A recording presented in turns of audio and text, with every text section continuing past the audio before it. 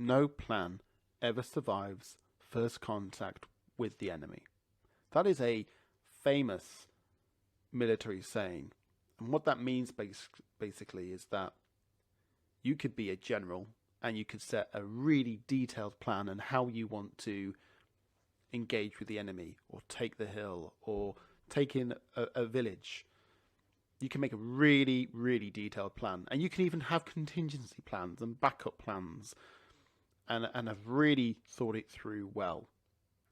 But when you're in the field and you are surrounded by constraints that you weren't aware of, you were surrounded by external influences that are affecting that ability to perform those tasks to that plan, it all goes to pot.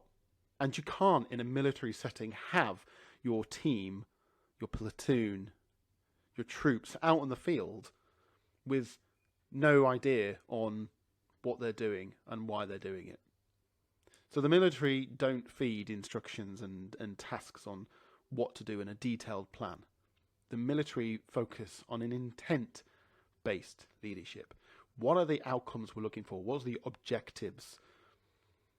And they lead it up to their leaders on the field, the platoons, the teams, to work through that objective using their skills, using their knowledge, using the constraints that they have on the time and the resources they have at the time.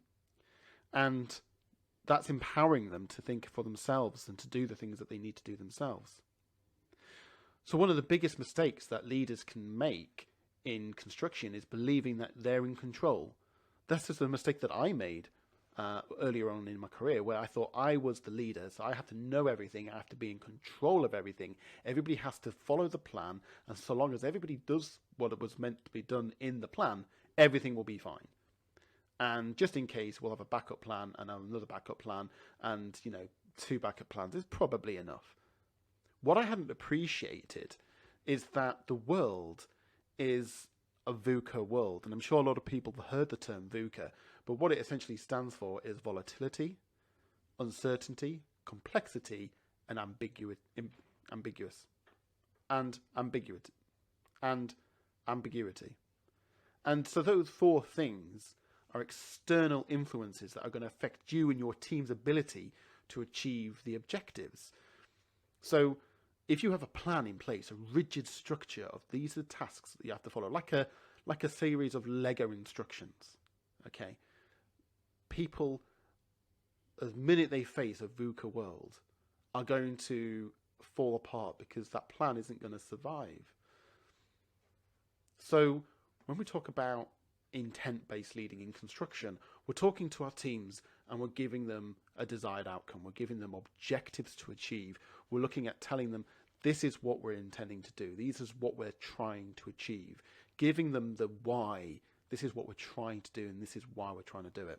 And the minute that people understand that, you empower your team, you empower the individuals within your team in order to make decisions for themselves in order to achieve the objective. Because it doesn't matter how the objective is achieved, as long as it's ethical and legal.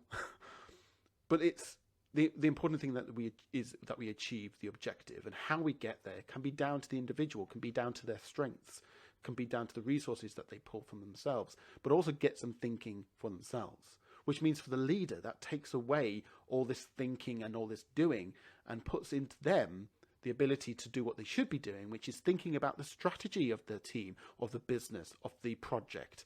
Think about communicating clearly what is the purpose and why we're doing that. So that's what leaders should be doing. The difficulty for a lot of those leaders is understanding first and foremost is the why, the purpose, and then breaking that down into objectives. But critically, the hardest thing for a lot of leaders is being able to clearly communicate that to their team.